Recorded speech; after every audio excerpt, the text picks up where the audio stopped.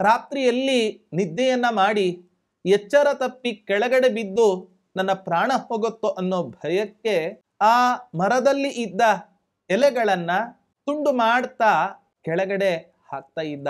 ಅದರ ಅವನ ದೈವ ಎಷ್ಟು ಚೆನ್ನಾಗಿತ್ತು ಅಂತ ಹೇಳಿದ್ರೆ, ಯಾವ ಮರವನ್ನ ಏರಿದ್ನೋ ಅದು ಬಿಲ್ವ ಪತ್ರದ ಮರ ಆಗಿತ್ತು. ಸಹಜವಾಗೊಂದು ಮಾತಿದೆ, ಯಾರು ವಿಷ್ಣು ಭಕ್ತರೋ ಅವರು ಶಿವನ ದ್ವೇಷಿಗಳು, ಯಾರು ಶಿವನ ಭಕ್ತರೋ ಅವರು ವಿಷ್ಣು ದ್ವೇಷಿಗಳು. ಶಿವ ಮತ್ತೆ ವಿಷ್ಣು ಇವರಿಬ್ಬರೂ ಕೂಡ ಇಂಥ ಇಬ್ಬರನ್ನೂ ಕೂಡ ದ್ವೇಷ ಮಾಡುತ್ತಾರೆ. ಯಾಕೆ?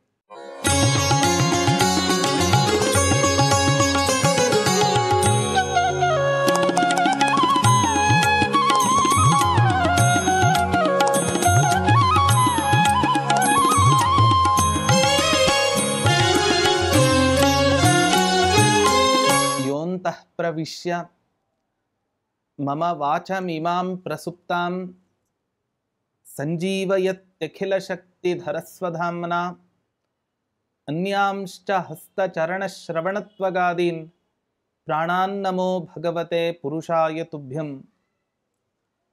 ಹರಶಂಭೋ ಮಹಾದೇವ ವಿಶ್ವೇಶಾಮರ ವಲ್ಲಭ ಶಿವಶಂಕರ ಸರ್ವಾತ್ಮನ್ ನೀಲಕಂಠ ನಮೋಸ್ತುತೆ.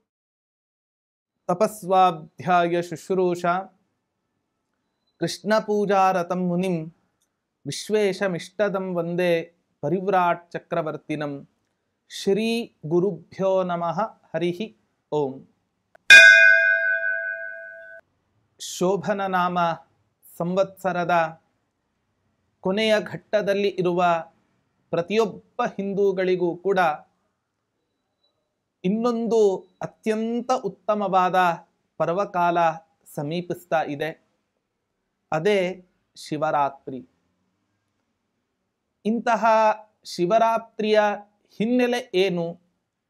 ಈ ಶಿವರಾತ್ರಿಯ ದಿನದಂದು ಪ್ರತಿಯೊಬ್ಬ ಶಿವಭಕ್ತನೂ ಕೂಡ ಮಾಡಬೇಕಾದ ಕರ್ತವ್ಯಗಳು ಏನು ಅನ್ನೋ ಒಂದು ಸಣ್ಣ ಚಿಂತನೆಯನ್ನ ನಾವು ಮಾಡಲಿಕ್ಕೆ ಆರಂಭವನ್ನ ಮಾಡೋಣ.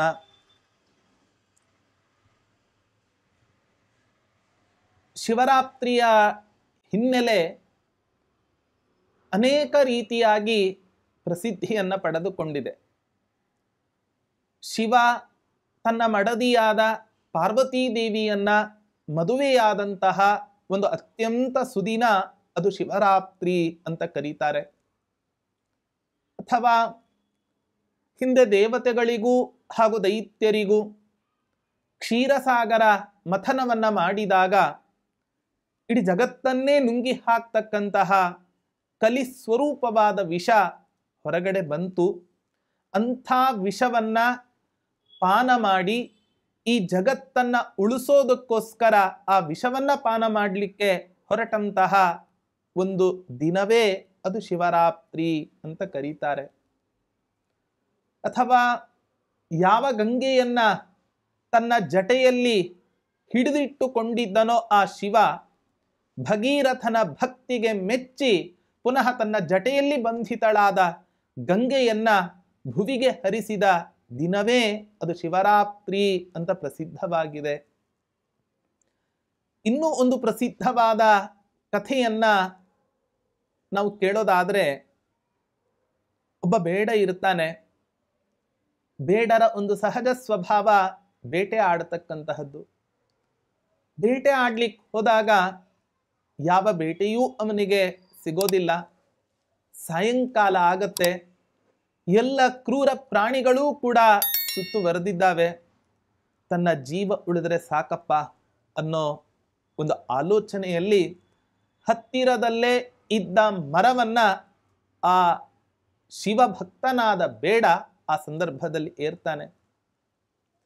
ರಾತ್ರಿಯಲ್ಲಿ ನಿದ್ದೆಯನ್ನ ಮಾಡಿ ಎಚ್ಚರ ತಪ್ಪಿ ಕೆಳಗಡೆ ಬಿದ್ದು ನನ್ನ ಪ್ರಾಣ ಹೋಗುತ್ತೋ ಅನ್ನೋ ಭಯಕ್ಕೆ ಆ ಮರದಲ್ಲಿ ಇದ್ದ ಎಲೆಗಳನ್ನ ತುಂಡು ಮಾಡ್ತಾ ಕೆಳಗಡೆ ಹಾಕ್ತಾ ಇದ್ದ. ಅದರ ಅವನ ದೈವ ಎಷ್ಟು ಚೆನ್ನಾಗಿತ್ತು ಅಂತ ಹೇಳಿದ್ರೆ, ಯಾವ ಮರವನ್ನ ಏರಿದ್ನೋ ಅದು ಬಿಲ್ವ ಪತ್ರದ ಮರ ಆಗಿತ್ತು. ಯಾವ ಮರದಿಂದ ಎಲೆಯನ್ನ ತುಂಡರಿಸಿ ಕೆಳಗಡೆ ಹಾಕ್ತಾ ಇದ್ನೋ ಅವನಿಗೆ ಗೊತ್ತಿಲ್ಲದಂತೆ ಅದು ಶಿವನ ಲಿಂಗದ ಮೇಲೆ ಬೀಳ್ತಾ ಇತ್ತು. ರಾತ್ರಿ ಕಾಲದಿಂದ ಪ್ರಾತಃ ಕಾಲದ ತನಕ ಸಂಪೂರ್ಣ ಜಾಗರಣೆ ಮಾಡಿ ಆ ಶಿವಲಿಂಗದ ಮೇಲೆ ಆ ಬಿಲ್ವ ಪತ್ರೆಯನ್ನು ತುಂಡು ಮಾಡಿ ಆ ಅರ್ಚನೆಯನ್ನ ಮಾಡಿರೋ ಒಂದು ಫಲದಿಂದ ರುದ್ರದೇವರು ಪ್ರಸನ್ನರಾದರು. ಇಂಥ ಪ್ರಸನ್ನರಾದ ರುದ್ರದೇವರು ಆ ಶಿವಭಕ್ತನಾದ ಬೇಡನಿಗೆ ಅತ್ಯಂತ ಉತ್ತಮವಾದ ಜನ್ಮವನ್ನ ಕೊಟ್ಟು ಅವನಿಗೆ ಅನುಗ್ರಹಿಸಿದ ಒಂದು ಅತ್ಯಂತ ಪರ್ವಕಾಲ ಅದು ಶಿವರಾತ್ರಿ ಅಂತ ಪ್ರಸಿದ್ಧವಾಗಿದೆ. ಇಂಥ ಶಿವರಾತ್ರಿ ಇನ್ನೂ ಒಂದು ವಿಶೇಷ ಏನು ಅಂತ ಹೇಳಿದ್ರೆ, ತನ್ನ ಮಡದಿಯಾದ ಪಾರ್ವತೀ ದೇವಿ ಒಟ್ಟಿಗೆ ರುದ್ರದೇವರು ಈ ಶಿವರಾತ್ರಿಯಂದು ಇಡೀ ಭೂಲೋಕವನ್ನ ಸಂಚಾರ ಮಾಡ್ತಾ ಇರ್ತಾರೆ. ಹಾಗಾಗಿ ಸಂಚಾರ ಮಾಡ್ತಾ ಇರ್ತಾರೆ. ಆದ್ದರಿಂದ ಪ್ರತಿಯೊಬ್ಬ ಶಿವಭಕ್ತನೂ ಕೂಡ ಶಿವನ ಆರಾಧನೆಯನ್ನ ಮಾಡಿ ಶಿವನಲ್ಲಿಯೇ ತಲ್ಲೀನನಾದ ಅಂತ ಹೇಳಿದ್ರೆ ಬೇಡಿದ ಸಕಲ ಇಷ್ಟಾರ್ಥಗಳನ್ನು ಕೂಡ ಪೂರೈಸಿಕೊಳ್ಳುವಂತಹ ಒಂದು ಅತ್ಯಂತ ಸುದಿನ ಅದು ಶಿವರಾತ್ರಿ ಅಂತ ಹೇಳಿದ್ರೆ ತಪ್ಪಾಗ್ಲಿಕ್ಕೆ ಇಲ್ಲ. ಏನು ಮಾಡಬೇಕು ನಾವು ಶಿವರಾತ್ರಿಯ ಒಂದು ಪರ್ವಕಾಲದಲ್ಲಿ ಅಂತ ಹೇಳಿದ್ರೆ, ಅನೇಕರಿಗೆ ಜೀವನದಲ್ಲಿ ಸಮಸ್ಯೆಗಳು ಇಲ್ಲದೇ ಇರತಕ್ಕಂಥ ವ್ಯಕ್ತಿಗಳು ಈ ಪ್ರಪಂಚದಲ್ಲಿ ಯಾರೂ ಕೂಡ ಇಲ್ಲವೇ ಇಲ್ಲ. ಕೆಲವರಿಗೆ ಮದುವೆ ಆಗಿರಲ್ಲ, ಮದುವೆ ಆದವರಿಗೆ ಮಕ್ಕಳಿರಲ್ಲ, ಇಂಥ ಅನೇಕ ಸಮಸ್ಯೆಗಳೆಲ್ಲವೂ ಕೂಡ ಇರುತ್ತೆ. ಯಾರಿಗೆ ಮದುವೆ ಆಗಿಲ್ವೋ ಈ ಸಂದರ್ಭದಲ್ಲಿ ಪಾರ್ವತಿ ಪತಿಯಾದ ಪರಮೇಶ್ವರನ ಒಂದು ಉಪಾಸನೆಯನ್ನ ಅಥವಾ ಆರಾಧನೆಯನ್ನ ಭಕ್ತಿಯಿಂದ ಮಾಡಿದರು ಅಂತಾದರೆ ಮದುವೆಗೆ ಇದ್ದ ಎಲ್ಲ ಪ್ರತಿಬಂಧಕಗಳನ್ನು ಕೂಡ ನಿವೃತ್ತಿ ಮಾಡಿ ಆ ಮದುವೆ ಆಗುವಂತಹ ಒಂದು ಯೋಗವನ್ನ ಆ ರುದ್ರದೇವರು ಕಲ್ಪಿಸಿಕೊಡ್ತಾರೆ. ಸಂತಾನ ಇಲ್ಲದೆ ಇದ್ರೆ ಒಂದು ಪುರಾಣ ಪ್ರಸಿದ್ಧ ವಾಕ್ಯ, ಹರಿವಂಶ ಕಥಾಂ ಶ್ರುತ್ವ ಶತ ಚಂಡೀ ವಿಧಾನತಃ ಭಕ್ತ್ಯಾ ಶ್ರೀ ಶಿವಮಾರಾಧ್ಯ ಪುತ್ರಮುತ್ಪಾದಯೇತ್ ಸುಧೀಹಿ. ಸಂತಾನಾಪೇಕ್ಷೆಗಳಾಗಿದ್ದಲ್ಲಿ ಪಾರ್ವತಿ ಪತಿಯಾದ ಪರಮೇಶ್ವರನನ್ನ ಅಭಿಷೇಕದಿಂದಲೋ ಬಿಲ್ವಪತ್ರೆಗಳ ಅರ್ಚನೆಯಿಂದಲೋ ಅತ್ಯಂತ ಭಕ್ತಿಯಿಂದ ಆರಾಧನೆಯನ್ನ ಮಾಡಿದ್ರು ಅಂತಾದ್ರೆ ಆ ಸಂತಾನವಕ್ಕೆ ಇದ್ದ ಎಲ್ಲ ಪ್ರತಿಬಂಧಕಗಳನ್ನು ಕೂಡ ನಿವೃತ್ತಿ ಮಾಡಿ ಒಂದು ಉತ್ತಮವಾದ ಸಂತಾನವನ್ನು ಕರುಣಿಸ್ತಾರಂತೆ ಆ ಪಾರ್ವತೀಪತಿಯಾದ ಪರಮೇಶ್ವರ. ಹಾಗಾಗಿ ರುದ್ರದೇವರಿಗೆ ಇವತ್ತಿನ ದಿನ ಪೂಜೆ ಅಂತ ಹೇಳಿದ್ರೆ ಅಭಿಷೇಕವೇ ವಿಶೇಷವಾಗಿರತಕ್ಕಂತಹ ಪೂಜೆ, ಅಥವಾ ಬಿಲ್ವಪತ್ರಗಳಿಂದ ಮಾಡುವ ಅಥವಾ ಮಾಡಿಸುವ ಒಂದು ಅರ್ಚನೆಯೇ ಒಂದು ವಿಶೇಷವಾದ ಒಂದು ಪೂಜೆ. ಅಲಂಕಾರ ಪ್ರಿಯೋ ವಿಷ್ಣು ಅಭಿಷೇಕ ಪ್ರಿಯೋ ರುದ್ರ ಅಂತ ಒಂದು ಪ್ರಸಿದ್ಧವಾದ ಮಾತು.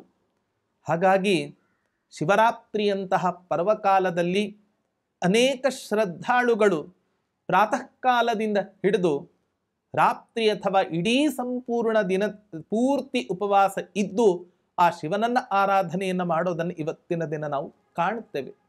ಯಾಕೆ?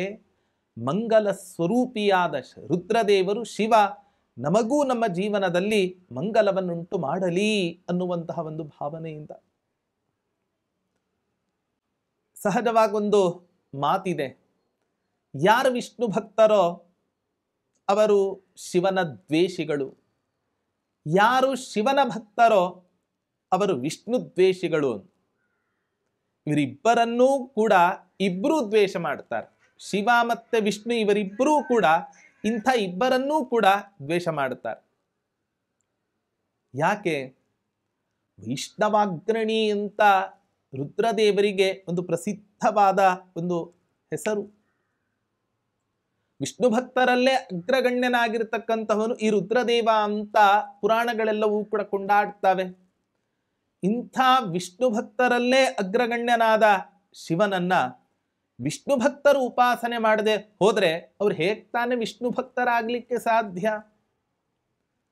ಇವತ್ತಿನ ದಿನ ನಮ್ಮ ಮನಸ್ಸು ಕೆಟ್ಟ ಕೆಟ್ಟ ವಿಷಯಗಳ ಕಡೆ ಹರಿಯಬಾರದು ಅಂತ ಹೇಳಿದರೆ ಅದಕ್ಕೆ ಮುಖ್ಯವಾಗಿ ಯಾರ ಅನುಗ್ರಹ ಬೇಕು ಗೊತ್ತಾ? ಮನೋನಿಯಾಮಕರಾದ ರುದ್ರದೇವರ ಅನುಗ್ರಹ ಬೇಕು. ಇಂಥ ಮನೋನಿಯಾಮಕರಾದ ಇಡೀ ಪ್ರಪಂಚದಲ್ಲಿ ಇರತಕ್ಕಂಥ ಪ್ರತಿಯೊಂದು ಜೀವ ಜಂತುಗಳ ಮನಸ್ಸನ್ನು ನಿಯಂತ್ರಣ ಮಾಡ್ತಕ್ಕಂತಹ ರುದ್ರದೇವರ ಉಪಾಸನೆಯನ್ನ ಆ ವಿಷ್ಣು ಭಕ್ತರು ವೈಷ್ಣವರು ಮಾಡದೇ ಇದ್ರೆ ಹೇಗೆ ತಾನೇ ಅವರು ವಿಷ್ಣು ಭಕ್ತರಾಗ್ಲಿಕ್ಕೆ ಸಾಧ್ಯ? ಹಾಗಾಗಿ ಶಿವ ಪಂಚಾಕ್ಷರಿ ಮಂತ್ರವನ್ನೋ ಅಥವಾ ಪ್ರದೋಷ ಕಾಲದಲ್ಲಿ ಶಿವನ ಆರಾಧನೆಯನ್ನೋ ಒಂದಲ್ಲ ಒಂದು ಹಂತದಲ್ಲಿ ಶಿವನ ಆರಾಧನೆಯನ್ನ ಪ್ರತಿಯೊಬ್ಬ ವಿಷ್ಣು ಭಕ್ತನು ಮಾಡಿದಾಗ ಮಾತ್ರ ಅವನು ಮಾಡಿದ ವಿಷ್ಣುವಿನ ಆರಾಧನೆ ಅದು ಪರಿಪೂರ್ಣ ಆಗ್ಲಿಕ್ಕೆ ಸಾಧ್ಯ, ಹೊರತು ಇಲ್ಲದೆ ಇದ್ರೆ ಅದು ಸಾಧ್ಯವೇ ಇಲ್ಲ ಅನ್ನೋದನ್ನು ಸ್ಪಷ್ಟವಾಗಿ ನಮಗೆ ಆಚಾರ್ಯರು ತಮ್ಮ ತಂತ್ರಸಾರ ಸಂಗ್ರಹ ಗ್ರಂಥದಲ್ಲಿ ನಮಗೆ ನಿರೂಪಣೆಯನ್ನ ಮಾಡಿಕೊಟ್ಟಿದ್ದಾರೆ. ರುದ್ರದೇವರು ಮಾಡತಕ್ಕಂತಹ ಅನುಗ್ರಹ ಅಥವಾ ರುದ್ರದೇವರ ಕಾರುಣ್ಯ ಎಷ್ಟು ದೊಡ್ಡದು ಗೊತ್ತಾ?